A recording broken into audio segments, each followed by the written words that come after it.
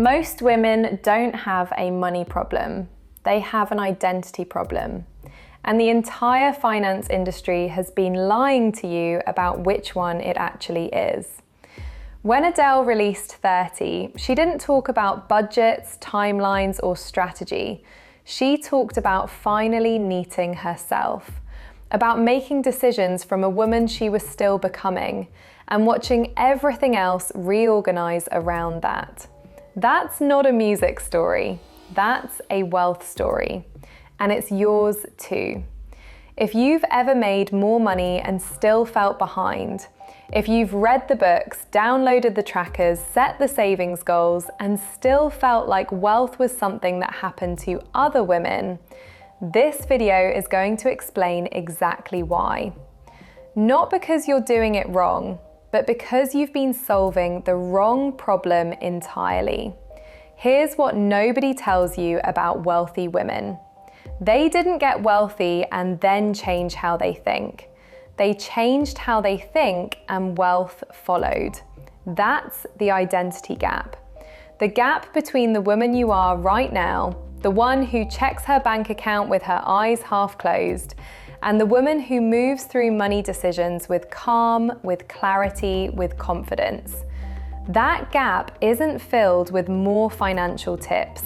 It's filled with a fundamental shift in who you believe yourself to be. Two women, same salary, same city, same bills. Woman A checks her balance every morning and feels dread before she even sees the number. She says, "I can't afford that," the same way she's been saying it since she was 22. She saves but feels guilty every time she spends. She earns more and somehow still feels broke. Woman B doesn't budget in the traditional sense. She decides. She knows what she's building, she knows where her money is going, and she's made peace with both. She doesn't feel guilty when she spends on what matters. She doesn't feel anxious when she says no to what doesn't. Same income, completely different inner life. The difference isn't discipline, the difference is identity. Adele said in her own words, she spent years making decisions based on who she thought she was supposed to be, performing a version of herself that didn't fit. And no amount of external success made the internal math work. Sound familiar? For most of us, we absorbed our money identity before we were old enough to question it. You watched the women in your life relate to money in a specific way. Maybe it was scarcity, maybe it was silence, maybe it was, "We don't talk about that." You didn't just learn money behaviors, you inherited a money identity. And that identity, that invisible story running underneath every financial decision you've ever made, has followed you into every raise, every business, every savings account. Here's the hard truth. You can double your income, and if your identity doesn't shift with it, you will find a way to feel exactly as broke as you always have. This isn't a character flaw. This is how identity works. The brain is not a calculator. It's a confirmation machine. It finds evidence for whatever you already believe about yourself. Believe you're someone who struggles with money, and your brain will find every piece of evidence to prove it, even when the data says otherwise. Now let's talk about why the financial literacy industry keeps failing women. It's not because the information is wrong. Compound interest is real. Investing early matters. Budgets have their place. The problem is that information without identity shift doesn't stick. You can learn every rule of personal finance and still make emotionally driven decisions every single time there's friction. Because when stress hits, when comparison hits, when a beautiful thing hits, you don't revert to your knowledge, you revert to your identity. Adele didn't release 30 because she finally got her logistics right. She released it because she finally stopped reverting to the old version of herself under pressure.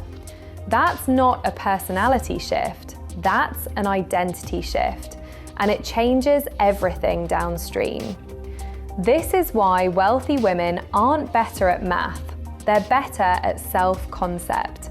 They've built an internal relationship with money that doesn't buckle under pressure, that doesn't spiral when something unexpected happens, that doesn't require willpower because it's rooted in who they are, not what they're forcing themselves to do. So what does the shift actually look like?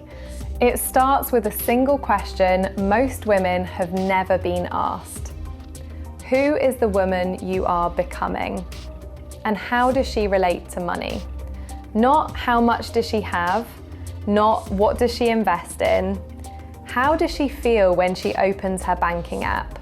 What does she tell herself when a big expense comes up? How does she talk about money in conversations? What does she believe is available to her?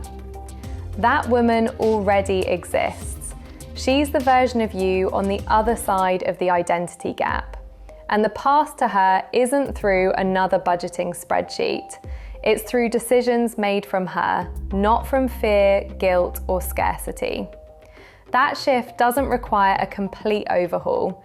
It starts with one decision made from her, not from fear. Then another, then another. That's how identity gets built, not in a breakthrough moment, but in the accumulation of small, grounded choices. Every decision you make from a clear, grounded identity is a deposit into becoming her. That's what Adele understood. She didn't wait until the circumstances were perfect to start being who she was becoming. She made one grounded decision, then another. And the woman the world saw on 30 was just the one who had been accumulating those deposits long enough for it to show. That's what I mean when I say wealth is an identity first. The money is the result, the identity is the work. If this landed for you, if something in you just shifted even a little, I want you to do one thing. Not a budget, not a tracker. Write down 3 words that describe how your wealthiest self relates to money. Calm, decided, unafraid. Whatever feels true for her.